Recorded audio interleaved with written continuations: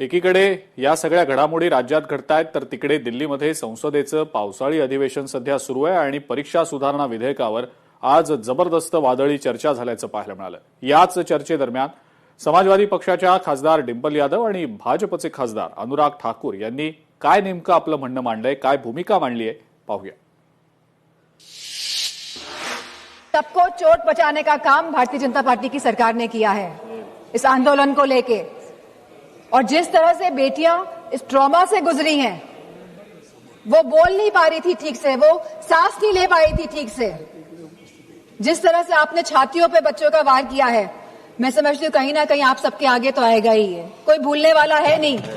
यहाँ पे लोग इमरजेंसी की बात करते हैं, 50 साल पहले इमरजेंसी लगी थी और आज भी इमरजेंसी की बात होती है, लेकिन इमरजेंसी अगर वाकई में आप लोगों को देखनी थी तो आप आते हो सड़कों में देखते कि इमरजेंसी क्या होती है।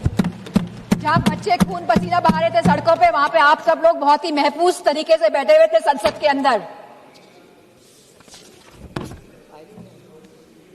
और यहाँ पे बहुत सारे सांसद जो पता नहीं क्या क्या बयान दे रहे हैं बच्चों के लिए, अभद्र भाषा का प्रयोग कर रहे हैं। और साथ में एक सांसद तो आए थे, कह रहे थे कि बहुत ही अराजक तत्व थे। क्या आप हमारे बच्चों को अब अराजक तत्व कहेंगे?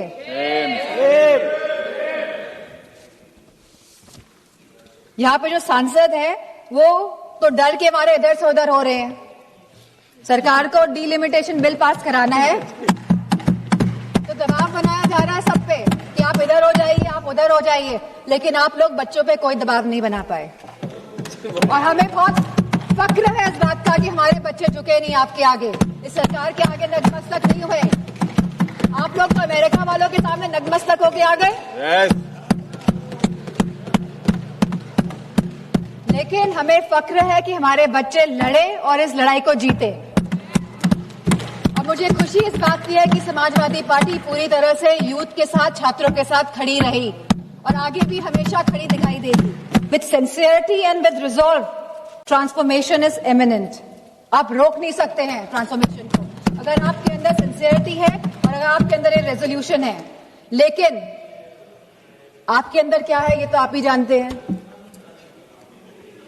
मैं चाहूंगी कि होम मिनिस्टर आके जवाब दे, जो हमारे बच्चों के साथ बर्बरता की गई। आज आप भारत को डेमोक्रेटिक कंट्री कहते हैं, लेकिन जिस तरह आपने मारा, पीटा और आज भी आप चिन्हित करने का काम कर रहे हैं, तो मैं चाहूंगी कि होम मिनिस्टर आए और इस बात का जवाब दें कि आखिरकार दिल्ली की सड़कों में इतने बड़े आंदोलन में, जहां सभी बच्चे थे, निहत्थे थे, अहिंसा के भाव के साथ आए थे, बिना किसी अस्त्र और शस्त्र के, आप लोगों ने इतना हिंसा का प्रयोग क्यों किया?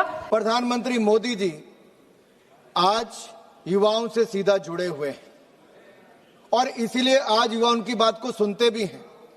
रात को 12 बजे अगर रिकॉर्ड करके अपना संदेश वो किसी सोशल मीडिया प्लेटफॉर्म पर डालते हैं तो शायद दुनिया के किसी नेता की किसी मैसेज को इतनी बार नहीं देखा गया होगा। 400 मिलियन व्यूज एक मैसेज को देखने के, ये दिखाता है कि प्रधानमंत्री मोदी जी युवाओं में कितने लोकप्रिय हैं।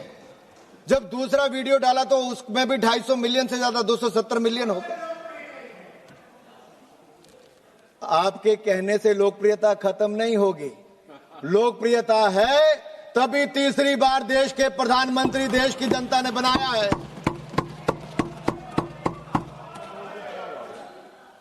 और अध्यक्ष जी, सवाल ये खड़ा होता है